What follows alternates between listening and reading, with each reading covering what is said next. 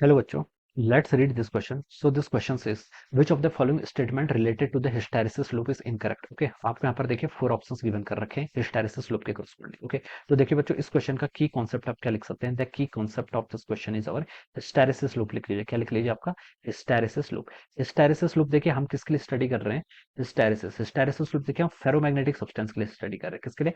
Ferromagnetic substance के लिए. अगर हम किसी फेरोमैग्नेटिक सब्सटेंस को देखिए किसी एक्सटर्नल मैग्नेटिक फील्ड में क्या रखते हैं. ओके, जैसे कि देखिए आपके पास कोई फेरोमैग्नेटिक सब्सटेंस है, आपने उसको एक सोलेनोइड के अंदर रख दिया. किसके अंदर रख दिया? सोलेनोइड के अंदर. ओके, तो देखिए यहाँ पर जो आपकी कैरेक्टरिस्टिक कर्व होता है किसका? आई और एच का, या फिर हम बी और एच भी बोल देते हैं. ओके, एच एच के आपका this is the magnetic intensity, जो आपका एक्सटर्नल मैग्नेटिक फील्ड है. ओके, और बी या फिर आई बोल दीजिए, ये क्या होता है? आपका इंटेंसिटी ऑफ मैग्नेटाइजेशन होता है. ओके, ये होता है. ऑलराइट, अब देखिए बच्चों, इसका अगर हम क्या करते हैं, कर्व को प्लॉट करें. अगर हम बी और एच का क्या करते हैं, कर्व को प्लॉट करते हैं. अगर हमने किसी सोलेनोइड के अंदर रखा और हम क्या करते हैं, देखिए आपके मैग्नेटिक फील्ड को क्या कर रहे हैं? इंक्रीज कर रहे हैं. तो देखिए बच्चों, क्या होता है, जैसे जैसे आपका एच एक्सटर्नल मैग्नेटिक फील्ड क्या करता है? इंक्रीज करता है.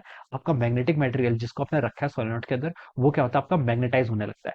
मैग्नेटाइज होने लगेगा, इसका मतलब क्या है? उसका जो डायपोल मोमेंट्स की डायरेक्शन होती है वो क्या होती है? एक्सटर्नल मैग्नेटिक फील्ड की तरफ क्या हो जाती है? अलाइन हो जाती है. तो नेट मैग्नेटिक डायपोल क्या होता है? आपका इंक्रीज होने लगता है. ओके, तो इसका नेचर इस तरीके से होता है. और एक स्टेट बात ये क्या आ जाता है? सेचुरेशन आ जाता है. Okay, this is the saturation. Saturation जब आ जाता है, ठीक है, उसके बाद हम क्या करते हैं? फिर हम एच को क्या कर रहे हैं? डिक्रीज कर रहे हैं. एच को देखिए, अगर हम डिक्रीज करते हैं, एच को हम यहाँ से डिक्रीज करना हमने शुरू किया.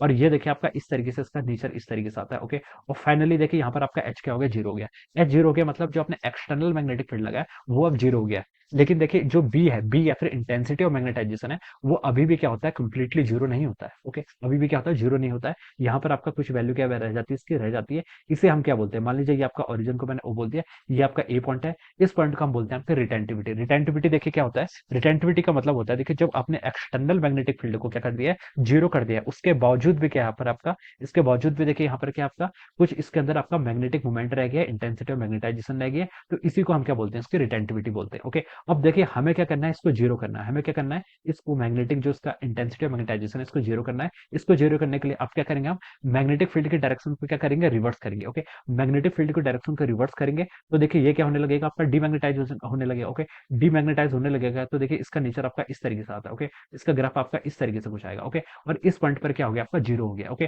तो देखिए आपने नेगेटिव डायरेक्शन में कितना आपने एक्सटर्नल मैग्नेटिक फील्ड अप्लाई किया है in the negative direction. Okay, इसी को हम क्या बोलते हैं? इस टर्म को हम बोलते हैं आपका कोएर्सिविटी. क्या बोलते हैं? आपका कोएर्सिविटी. ओके, इसको मैंने बी रिप्रेजेंट कर दिया. इसका डायग्राम देखिए फिर आपका इस तरीके से इसका नेचर हो जाता है. ओके, अगर मैं इसको यहाँ पर कंप्लीटली ड्रॉ करूँ तो आपका इस तरीके से क्या हो जाता है? This is a nature. तो ये जो आपका देखिए बी एंड एच का जो कर्व होता है, दिस इज कॉल्ड, ये जो बी एंड एच का कर्व है, इसको हम क्या बोलते हैं? आपका हिस्टैरिसीस बोलते हैं. ओके, हिस्टैरिसीस देखिए क्यों बोलते हैं? हिस्टैरिसीस का मतलब क्या होता है? हिस्टैरिसीस की डिक्शनरी मीनिंग होती है आपकी लैग करना. क्या करना? आपका लैग करना. ओके, लैग करना क्या होती है? इसकी डिक्शनरी मीनिंग होती है. ओके, हिस्टैरिसीस की यहाँ पर क्या हो रहा है? आपका इंटेंसिटी ऑफ मैग्नेटाइजेशन, या फिर बी क्या कर रहा है? आपका लैग कर रहा है. ओके, बी लैग कर रहा है आपका एच से. ओके, तो ये बता सकते हैं.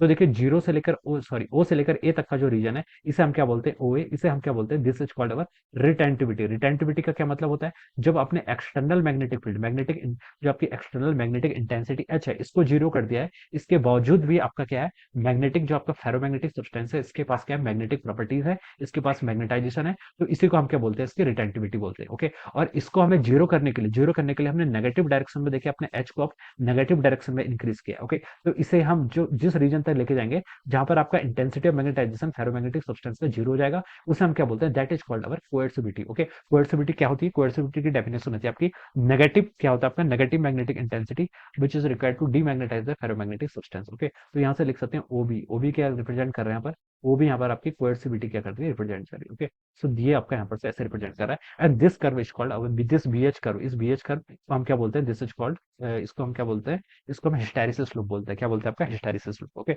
और ये क्या रिप्रेजेंट करता है? इसका जो एरिया है, area under the curve is represent the, ये रिप्रेजेंट करता है energy lost in the one cycle of magnetization and demagnetization. यहाँ पर साइकिल्स होती हैं. पहले हमने क्या किया? इसको मैग्नेटाइज किया, यहाँ तक आपका मैग्नेटाइज था, फिर हमने इसको डीमैग्नेटाइज करना स्टार्ट किया. तो जितनी एनर्जी लॉस्ट होगी इस कंप्लीट प्रोसेस में, इसे ये क्या, जो इसका एरिया अंडर द कर्व होता है वो क्या करता है? रिप्रेजेंट करता है. ओके, ये हम बता सकते हैं. तो अब ऑप्शंस के करस्पॉन्डिंग मूव करते हैं. ए ऑप्शन में क्या लिखा है?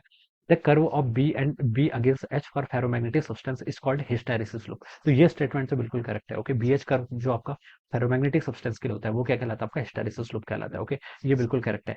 बी स्टेटमेंट में लिखा है the area of BH curve is measure of the power dissipated per cycle per unit area of the specimen. तो ये रॉन्ग हो जाएगा। ओके, ये पावर नहीं होता, ये क्या होता है आपका energy dissipated per cycle per unit area of the specimen. Okay, जो एरिया अंडर द कर्व है ये क्या रिप्रेजेंट करता है आपका अमाउंट ऑफ एनर्जी डिसिपेटेड, कितनी आपकी एनर्जी डिस्ट्रीब्यूटेड हो रही है पर साइकिल में। ओके, पर साइकिल यानी कि कंप्लीट साइकिल को, कंप्लीट साइकिल में क्या क्या हो रहा है आपका मैग्नेटाइजेशन हो रहा है, फिर आपका डीमैग्नेटाइजेशन हो रहा है, फिर आप अगेन मैग्नेटाइजेशन कर रहे हो। ओके, उसके बाद डीमैग्नेटाइजेशन। ओके, तो इस पूरी साइकिल में जो आपका होता है इसे हम क्या बोलते हैं, जिस इस साइकिल में जो आपकी एनर्जी लॉस्ट होती है ये जो आपका क्या रिप्रेजेंट करता है, बीएच कर्व का एरिया रिप्रेजेंट करता है। ओके, अब देखिए यहाँ पर आपकी रिटेंटिविटी क्या हाई है और कोएर्सिविटी भी हाई है, तो हम बता सकते हैं जो आपका हार्ड फेरोमैग्नेटिक सब्सटेंस होते हैं उनके लिए आपका जो पावर लॉस होता है वो ज्यादा होता है, जो क्या होता है आपके सॉफ्ट फेरोमैग्नेटिक सब्सटेंस होते हैं उनके लिए लो होता है। ओके, सी ऑप्शन पर देखिए क्या लिखा है, coercivity is a measure of magnetic field required to destroy the residual magnetism of ferromagnetic material. ये भी बिल्कुल करेक्ट है। कोएर्सिविटी को देखिए मैंने कैसे रिप्रेजेंट किया था यहाँ से ओबी, यानी कि जो आपको नेगेटिव डायरेक्शन में आपको मैग्नेटिक फील्ड एक्सटर्नल अप्लाई करना पड़ा था जिससे इसका मैग्नेटाइजेशन को आप जीरो कर सकते हैं। देखिए यहाँ पर मैग्नेटाइजेशन कुछ है, कुछ वैल्यू है इसकी जिसको हम रिटेंटिविटी कहते हैं, इसको जीरो करने के लिए हमने नेगेटिव डायरेक्शन में जितना आपकी मैग्नेटिक इंटेंसिटी को इंक्रीज किया था वही क्या कहलाती है इसकी कोएर्सिविटी। ओके, तो ये ऑप्शन बिल्कुल भी क्या आपका सी ऑप्शन भी करेक्ट है। डी ऑप्शन पे लिखा है the retentivity of a specimen is the measure of the magnetic field remaining in the specimen when the magnetizing field is removed. Okay, देखिए यहाँ पर आपने क्या किया, मैग्नेटिक फील्ड को इंक्रीज किया तो आपका मैग्नेटाइज हुआ, मैग्नेटाइज इंक्रीज हुआ, लेकिन जब हमने मैग्नेटिक फील्ड को जीरो किया अभी भी इसके अंदर कुछ मैग्नेटाइजेशन रह गया और इसी को हम क्या बोलते हैं, दिस इज कॉल्ड रिटेंटिविटी। वो एक का जो रीजन है इसको हमने यहाँ पर रिटेंटिविटी से क्या किया डिनोट किया। ओके, तो ये स्टेटमेंट भी क्या आपका बिल्कुल करेक्ट है। ओके, ये हम ऐसे बता सकते हैं। ओके, तो इसमें हमसे पूछा था कि विच स्टेटमेंट इज इनकरेक्ट, तो बोल सकते हैं कि बच्चों option B will be the incorrect option या फिर option B will be the answer of this question. Okay, so this will be the answer of this question. So I hope you all understood this concept. All the best and thank you so much.